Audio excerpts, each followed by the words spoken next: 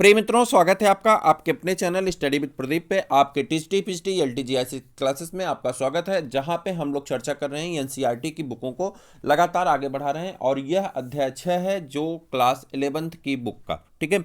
इसमें हम लोग चर्चा कर रहे थे, पिछले वीडियो में थोड़ी सी चर्चा की थी, आज इसी को आगे कंटिन्यू करना है। तो यहाँ पे अगर हम बताएं आपसे, तो हमने ये पढ़ लिया था पुष्पी पादपों में जो पादप होते हैं उसमें ऊतक क्या होते हैं, उसके ऊतक का कितना भाग होता है और कैसे कैसे होता है। तो एक बार थोड़ा सा ओवरव्यू करते हैं, फिर आगे बढ़ जाते हैं। मैंने आपसे कहा कि पादप जगत में जो प्लांट होते हैं, इनमें दो प्रकार के ऊतक पाए जाते हैं या टिश्यू पाए जाते हैं, जिन्हें हम लोग कहते हैं मेरिस्टेमेटिक टिश्यू, और सेकंड को हम लोग कहते हैं परमानेंट टिश्यू। मैंने आपसे ये भी बताया था कि जो मेरिस्टेमेटिक टिश्यू होते हैं ये तीन प्रकार के होते हैं। एपिकल मेरिस्टम जो कि एपिकल पॉइंट पे पाया जाता है, लेटरल मेरिस्टम जो कि लेटरल साइड में पाया जाता है, और इंटरकैलरी मेरिस्टम वहाँ पे पाए जाते हैं जहाँ से ब्रांचेज और लीफ की ओरिजिन होती है।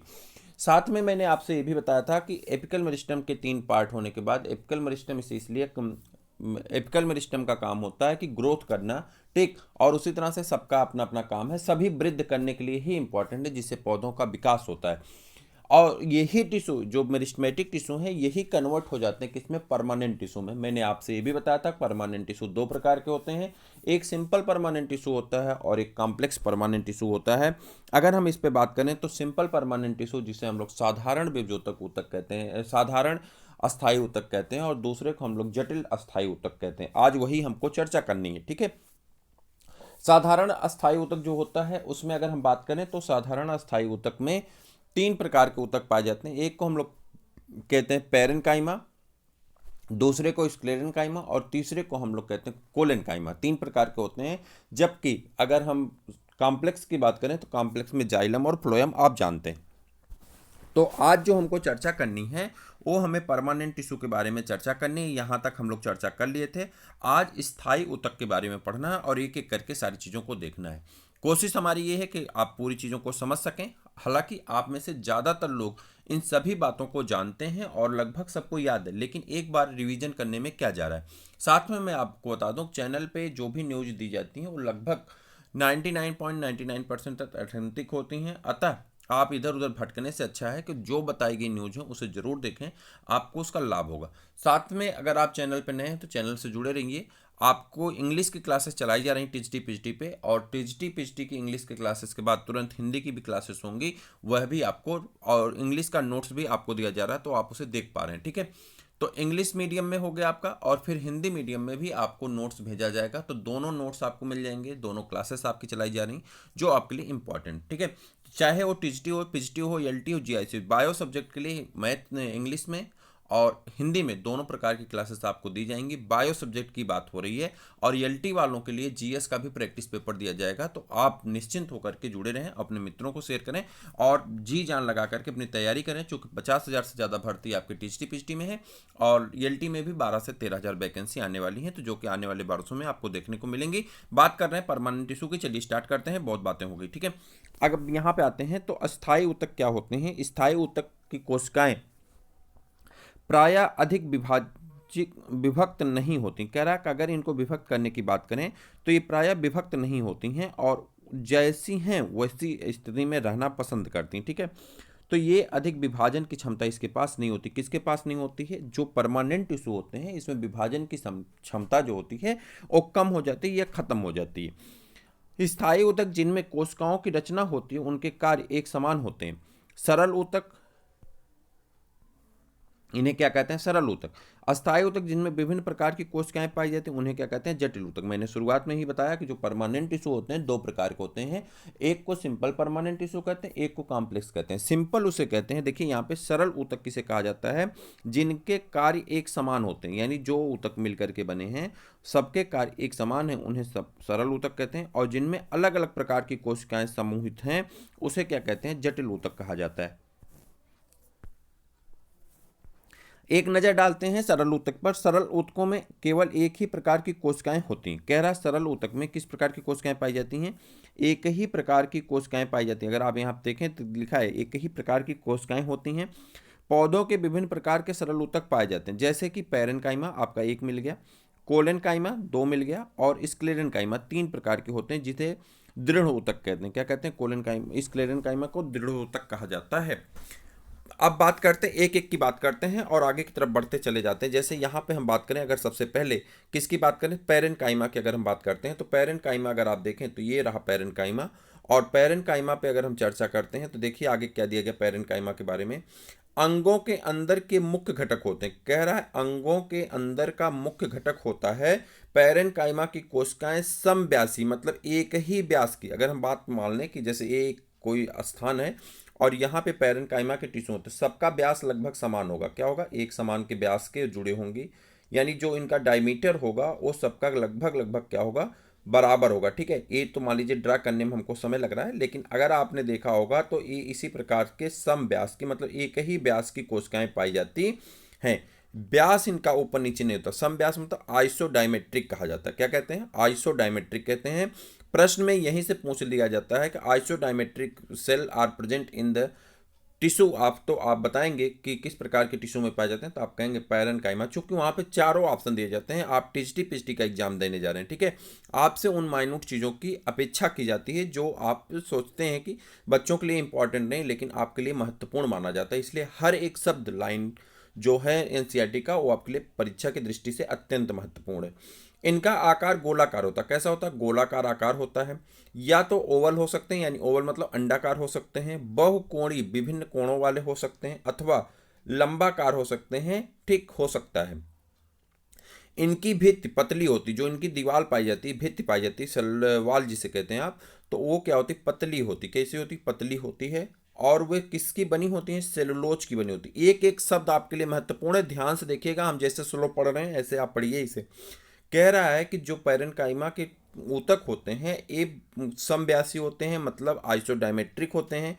इनकी संरचनाएं कैसी हो सकती हैं, ओवल हो सकती हैं, ठीक है, अंडाकार हो सकते हैं, गोलाकार, अंडाकार, बहुकोणीय हो सकती हैं, ठीक है, और उसके बाद लंबाकार हो सकती हैं। ठीक, इनकी भित्ति पतली होती है और किसकी बनी होती है, सेलुलोज की बनी होती है। किसकी बनी होती है, अगर ध्यान से देखिए तो यहाँ पे कह रहा किसकी बनी होती है, तो आप कहेंगे सेलुलोज की बनी होती है। किसकी बनी होती है, सेलुलोज की। देखिए ये सेलुलोज की बनी होती है। ठीक, उसके बाद एक काफी सटी हो सकती हैं अथवा इनके बीच थोड़ा अंतरा कोशिकीय स्थान पाया जाता है। इंटर सेलुलर स्पेस कहते हैं इसे। क्या कहते हैं, इंटर सेलुलर स्पेस कहा जाता है किसको, अंतरा कोशिकीय स्थान, मतलब एक कोशिका से दूसरे कोशिका के बीच में जो स्थान बच जाता है, जैसे ये स्थान बच गया तो इसी स्थान को हम लोग क्या कहते हैं, इंटर सेलुलर स्पेस कहा जाता है, जिसे हम लोग हिंदी में लिखते हैं अंतरा कोशिकीय स्थान। ठीक, तो इंटरसेलुलर स्पेस कहा जाता है किसको, जब एक कोशिका से दूसरे कोशिका के बीच में स्थान रिक्त रह जाता है तो उसी को क्या कहते हैं, अंतरा कोशिकीय स्थान कहा जाता है। पेरेन्काइमा बहुत से कार्य, जैसे कि पेरेन्काइमा के कार्य की अगर हम बात करें तो पेरेन्काइमा का जो कार्य होता है वो कौन सा कार्य होता है, प्रकाश संश्लेषण करना पहला कार्य, भोजन का संचय करना, ठीक, स्राव उत्पन्न करना, स्राव संपन्न करना। स्राव संपन्न मतलब रसारोहण में भी मदद करता है। तो ये जो कोशिकाएं हैं इनका काम क्या, अगर आपसे कोई पूछ ले पेरेन्काइमा ऊतक का काम क्या, तो आप कहेंगे प्रकाश संश्लेषण में मदद करता है, भोजन संचय का कार्य करता है, स्राव उत्पन्न करता है यानी जो वहां से ग्लू वगैरह निकलते रहते हैं उसमें भी मदद करता है, और रसारोहण में भी मदद करता है। अब बात करेंगे कोलेनकाइमा की। तो कोलेनकाइमा प्रायः द्विबीजपत्री पौधों की बाह्य त्वचा के नीचे होता है। पहली चीज तो यहीं पर आपका एक क्वेश्चन है कि कोलेनकाइमा कहाँ पाए जाते हैं, तो कोलेनकाइमा द्विबीजपत्री पौधों के बाह्य त्वचा के नीचे पाए जाते हैं। कहाँ पे, द्विबीजपत्री पौधों के बाह्य त्वचा के नीचे पाए जाते हैं। क्लियर हुआ, यह या तो एक समान सतह में होते हैं अथवा चकती में होते हैं, मतलब छोटी छोटी सतहों में दूसरे दूसरे भागों में बटे रहते हैं। इनकी कोशिकाओं की भित्ति पतली होती हैं लेकिन इनके कोनों पर सेलुलोज, कह रहा है इनके कोशिकाओं की भित्ति क्या होती है, पतली होती हैं, और इनके जो कोण होते हैं, कोना होता है जहाँ पे, उन कोनों पे इनकी कोशिकाएं कैसी होती हैं, सेलुलोज की बनी हो सकती हैं, ठीक, हेमी सेलुलोज की बनी हो सकती हैं, किसकी, हेमी सेलुलोज की बनी हो सकती हैं, अथवा पेक्टिन जमा हो सकता है। फिर से देखते हैं, कह रहा है जो कोलेनकाइमा है इनमें तीन चीज़ें आपको याद रखनी कि ये सेलुलोज की बनी हो सकती हैं, हेमी सेलुलोज की बनी हो सकती हैं, ठीक है, या यहाँ पे पेक्टिन जमा हो सकता है। किस स्थान पे, जो इनका कोना होता है उन कोनों पे पेक्टिन, हेमी सेलुलोज या सेलुलोज जमा हो सकता है, इसीलिए इनके कोने मोटे होते हैं। कोलेनकाइमा की कोशिकाओं का आकार अंडाकार, गोलाकार अथवा बहुकोणीय हो सकता है। इनमें प्रायः क्लोरोप्लास्ट, इनमें प्रायः क्या पाया जाता है? क्लोरोप्लास्ट होता है। इनमें प्रायः क्या होता है? क्लोरोप्लास्ट होता है। इनकी कोशिकाओं में जब क्लोरोप्लास्ट स्थित होता है तब ये भोजन का स्वांगीकरण कर सकते हैं। इनमें अंतराकोशिकीय स्थान नहीं होता। देखिए ऊपर वाले में आपने पढ़ा कि ऊपर वाले में क्या पाया जाता है? अंतराकोशिकीय स्थान पाया जाता है, जबकि इसमें अंतराकोशिकीय स्थान नहीं पाया जाता। क्या होता है? अंतराकोशिकीय स्थान नहीं पाया जाता। ठीक, तो अब इसके बाद आप बात करेंगे तो अंतराकोशिकीय स्थान जो है वो नहीं पाया जाता। ठीक, उसके बाद आगे बढ़ जाएंगे। आगे बढ़िए। ये पौधों की वृद्धि हो रहे भागों में सरसों तना तथा पत्ती को वृंत की यांत्रिक, ठीक, यांत्रिकी प्रदान करती, मतलब स्थान देने का, सहारा देने का कार्य करती हैं। अब हम लोग पढ़ेंगे किसके बारे में? स्क्लेरन काइमा की। अगर स्क्लेरन काइमा की हम बात करें तो स्क्लेरन काइमा में अगर आप देखेंगे तो यहाँ पे आपको नजर आएगा स्क्लेरन काइमा में, तो देखिए स्क्लेरन काइमा में लंबी सक्रिय कोशिकाएं होती हैं। इन कोशिकाओं की भित्ति मोटी और किसकी बनी होती है? लिग्निन की बनी होती है। किसकी? लिग्निन की बनी होती है। ये देखिए बड़ा सा शब्द है लिग्निन। किसकी बनी होती है? लिग्निन की बनी होती हैं। किसकी बनी होती हैं? लिग्निन की बनी होती हैं। ठीक, और किसकी बनी होती हैं? तो आप कहेंगे लिग्निन की बनी होती है। एक सेकंड, लिग्निन की बनी होती है। ठीक, अब यहाँ पर आ जाएंगे। देखिए ये है लिग्निन। किसकी बनी है? लिग्निन की बनी होती है। इसकी भित्ति पर कुछ अथवा अधिक गर्द स्थित होते हैं। अधिकांशतः ये मृत होते हैं और इनमें प्रोटोप्लास्ट नहीं होता। आकार, रचना, उद्भव तथा विकास के विभिन्नता के आधार पर स्क्लेरन काइमा जो होती हैं वो कैसी होती? तंतुमयी, ठीक, रेशेदार यानी फाइब्रस, ये क्या है? स्क्लेरिड, और हो सकती हैं तंतु मोटी भूत वाले, लंबे, नुकीले, मृत कोशिकाओं के होते हैं। ये प्रायः पौधों के विभिन्न भागों के समूहों में पाए जाते हैं। स्क्लेरिड का आकार गोलाकार, अंडाकार और सिलेंडराकार होता है और ये बहुत अधिक मोटे और मृत स्क्लेरकाइमे कोशिकाओं के बने होते हैं। इनकी गुहिका बहुत से सक्रिय होती हैं। ये प्रायः गिरीदार फलों की फल भित्तियों की कोशिकाओं, फलों जैसे अमरूद, नाशपाती और चीकू के गूदे और लेग्यूमो मतलब दलहनी कुल के फसल जो होती हैं के बीज आवरण अथवा चाय की पत्ती में पाए जाते हैं। स्क्लेरनकाइमा पौधों को यांत्रिक सहारा देते हैं, स्थायी। ठीक, अब इसके बाद हम लोग किस में आ जाएंगे? जटिल ऊतक की बात करेंगे। सबके डायग्राम हम आपको दिखाएंगे, बस 1 मिनट रुक जाइए, आप जटिल ऊतक को पढ़ लीजिए। उसके बाद कह रहा जटिल ऊतक में एक से अधिक प्रकार की कोशिकाएं होती हैं। यह मिलकर एक इकाई की तरह कार्य करती हैं। जाइलम तथा फ्लोएम जटिल ऊतक के उदाहरण हैं। आपसे कई बार पूछा गया प्रश्न है ये। जाइलम मूल से पानी और खनिज, ये तो छोटे एग्जामों में हर बार लगभग पूछा जाता है। जब भी बायोलॉजी जहाँ पे आती है वहाँ पे तो जान मान चलिए कि हर बार पूछा जाता है। हालांकि टीचरी पीचडी में अब नहीं पूछा जाता, तो यहाँ पे आप लेकिन ध्यान रखिए, हो सकता है पूछ ही ले। कह रहा है जाइलम मूल से पानी तथा खनिज लवण को तने की पत्तियों तक पहुँचने के लिए संवहन ऊतक की तरह कार्य करता है। ठीक, ठीक हो गया। चलिए आगे बढ़ते हैं। आगे बढ़ जाएंगे। संवहन ऊतक की तरह कार्य करता है। यह पौधों के अंगों को यांत्रिक सहारा भी देता है। ये 4 तत्वों, ठीक है, किसमें? 4 तत्वों की अगर हम बात करें तो ये 4 तत्वों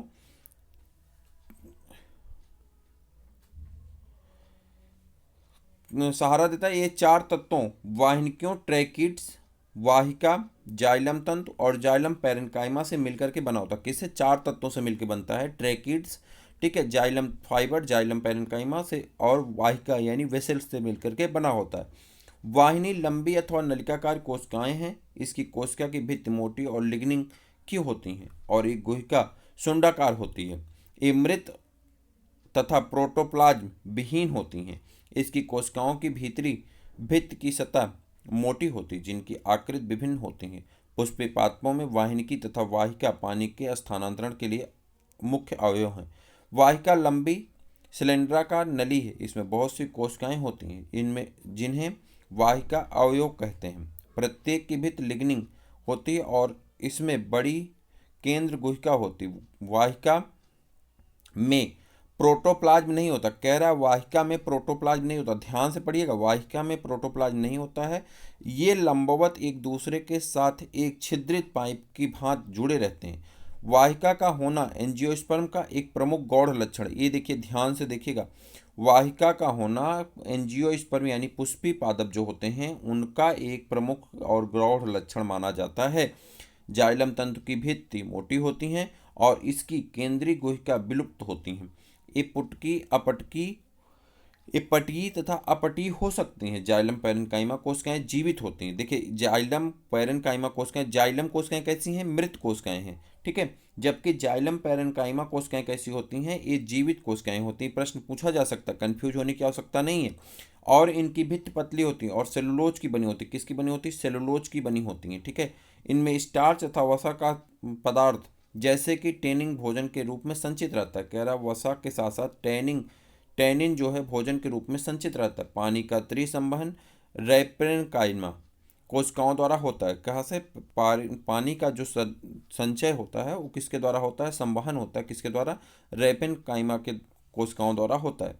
प्राथमिक जाइलम दो प्रकार का होता है, आदि दारू यानी प्रोटोजाइलम तथा मेटाजाइलम। सबसे पहले बनने वाले, ये देखिए यहाँ से प्रश्न पूछा गया था, ध्यान से देखिएगा। ये प्रश्न आपके पीजीटी में भी पूछा गया था और टीजीटी में भी यहाँ से प्रश्न आया था। देखिए मैं बता रहा हूँ कैसे प्रश्न पूछे गए थे, ध्यान से देखिएगा। अगर आप लोग सम्मिलित रहे होंगे तो आपको याद भी होगा।